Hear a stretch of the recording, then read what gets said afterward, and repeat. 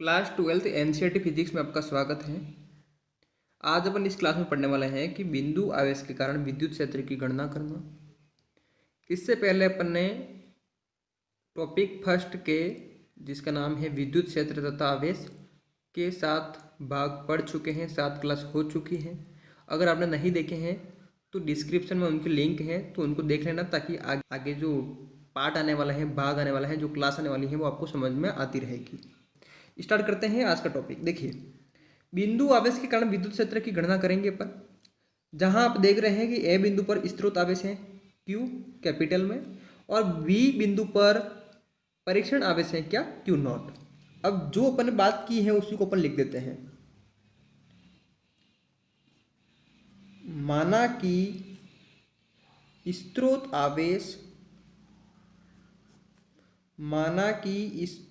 आवेश capital Q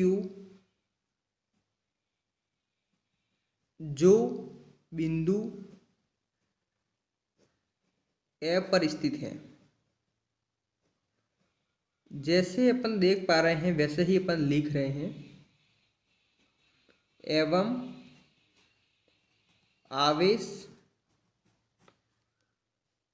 Q से R दूरी पर, Q से R दूरी पर। अब देखिए, आवेश Q तो ये रहा, इससे R दूरी की बात की जा रही है। मतलब क्या हुआ, इसके मध्य की जो दूरी है वो कितनी है, R दूरी है। बात क्लियर है? साथ साथ में समझने की कोशिश करना। तो आवेश Q से R दूरी पर परीक्षण आवेश Q नॉट है, जिस पर विद्युत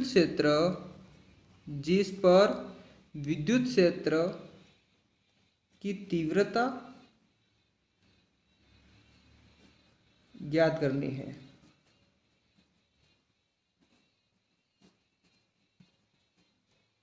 बात क्लियर है?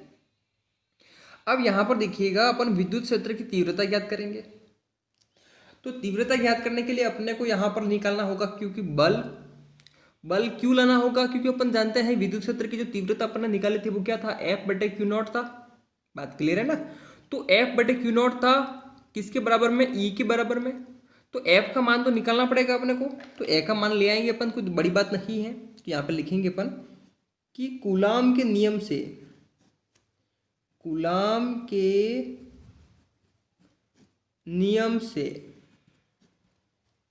अब यहां पर देखना, कूलाम के नियम से बात कर रहा है वो क्या है, यहां पर बल निकालना है। बल क्या कहता है, दो आवेशों का मध्य बल लगता है। कौन कौन से आवेश है, कूलाम के नियम से आप बल निकाल दो, क्या होता है, पढ़ रखा है ना अपने कि K Q1 Q2 बटे R²। यहाँ पे K क्या है, कांस्टेंट हो जाएगा, जिसका मान क्या था 1/4πε0। ठीक है ना? वो अपने समानुपात का जो साइन था उसको हटाया फिर आया था, अब वो याद होगा तो। फिर देखिए क्या है, Q1 की जगह कौन काम कर रहा है, कैपिटल Q। और Q2 की जगह कौन काम कर रहा है, Q नॉट। बात क्लियर है? लिख दूं यहाँ पे, तो क्या हो जाएगा, K कैपिटल Q नॉट, और उनके मध्य की दूरी क्या है, R है, तो उसका x² हो जाएगा अपन में। तो ये तो आ गया है क्या, बल आ गया है, समीकरण 1 बन गई। अब देखिए अपन थोड़ा सा आगे बढ़ते हैं।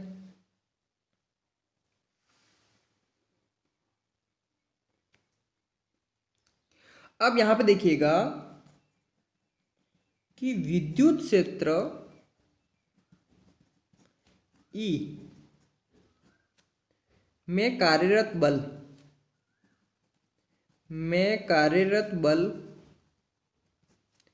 F वेक्टर हो तो। बात क्लियर है? अगर इसके अंदर जो कार्य कर रहा है वो बल जो है वो F वेक्टर होता है, तो अपन ये भी जानते हैं कि F वेक्टर इक्वल टू क्या होता है, Q नॉट E वेक्टर। मतलब परीक्षण आवेश के गुणनफल को ही तो अपन बल कहते हैं, पढ़ रखा अपन ने, कोई नई बात तो है ही नहीं अपने लिए। और यहाँ पर देखिए कि E वेक्टर लाना है तो Q नॉट को इसके अपॉन में भेज दूंगा, पक्षांतर होते ही ये गुणे में है वो भाग में आ जाएगा। इतनी बात तो आप जानते हैं, ये रूप बनेगा। और ये रूप बन गया है तो यहां से देख रहे हैं, इसको मैं डाल देता हूं क्या, समीकरण नंबर 2। अब देखिए यहां पर आसान हो गया है अपने लिए। कैसे आसान हो गया है, ध्यान से देखना कि समीकरण 1 और समीकरण 2 से, समीकरण 1 व समीकरण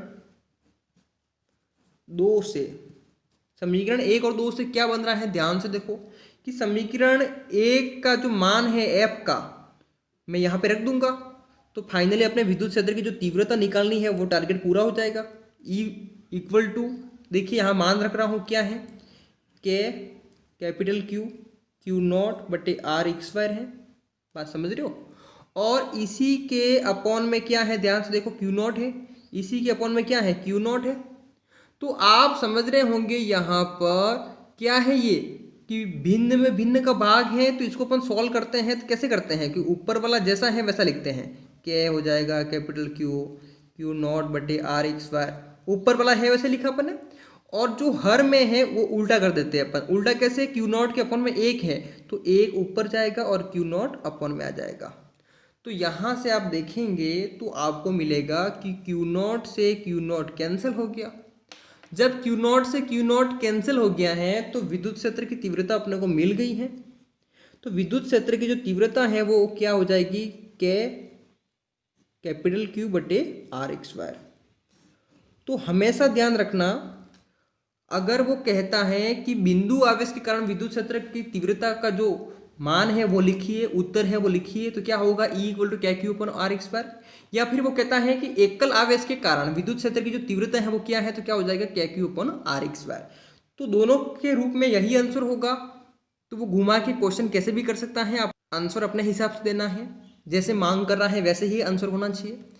अब यहाँ पे देखिए जो अपन ने अभी पढ़ा है उसी को थोड़ा समझ लेते हैं। अतः स्पष्ट है कि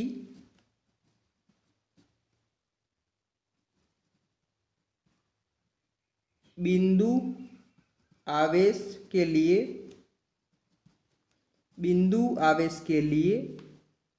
अब यहाँ पे देखिए, अतः स्पष्ट है कि बिंदु आवेश के लिए, अगर मैं यहाँ पे आवेश के लिए ही बात करता हूँ सिर्फ, ठीक है, विद्युत आवेश के लिए, तो क्या कंडीशन बन जाएगी, देखिए K तो कांस्टेंट है, आवेश के लिए बात कर रहे हैं तो आवेश के लिए विद्युत क्षेत्र। अब यहाँ पे देखिए विद्युत क्षेत्र की जो तीव्रता है वो समानुपाती हो जाएगी, किसके हो जाएगी, 1/r स्क्वायर के, क्योंकि आवेश के लिए बात कर रहे हैं। K तो क्या होता है, कांस्टेंट के लिए आया, कांस्टेंट आया है, जब अपन ये समानुपाती का साइन हटाते हैं तब आएगा ना, बात क्लियर है। तो कौन सा रूप बन जाएगा, E समानुपाती है 1/r स्क्वायर के, अर्थात विद्युत क्षेत्र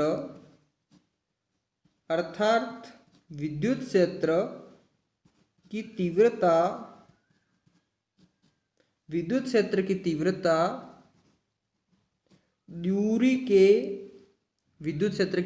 दूरी के वर्ग के व्युत्क्रमानुपाती, दूरी के वर्ग के व्युत्क्रमानुपाती होती है। बात क्लियर है। अब यहाँ पे देखिए आपको लगा होगा कि मैंने क्या बोला, मैंने बोला कि जो E है वो समानुपाती है 1/r स्क्वायर के। हाँ बिल्कुल, 1/r स्क्वायर के समानुपाती है। जब 1/r स्क्वायर बोलूंगा तो समानुपाती कहलाएगा। अगर E के व्युत्क्रमानुपाती है तो मैं क्या बोलूंगा, r स्क्वायर, सिर्फ 1/ नहीं बोलूंगा, 1/ बोलूंगा तो क्या बोलूंगा, समानुपाती, सिर्फ r स्क्वायर बोलूंगा तो व्युत्क्रमानुपाती। मुझे विश्वास है आपको समझ में आ गया होगा। फाइनली अपने एकल बिंदु आवेश कहें या फिर बिंदु आवेश के कारण जो विद्युत क्षेत्र की जो गणना करनी थी अपने, वो निकाल दी है, कर दी है। तो आपके लिए सिर्फ इतना ही काम है, वीडियो को लाइक करना है, कमेंट्स करके मुझे बताना है और अपने दोस्तों को शेयर करना है। मिलते हैं अगली क्लास में, तब तक अपना ध्यान रखें।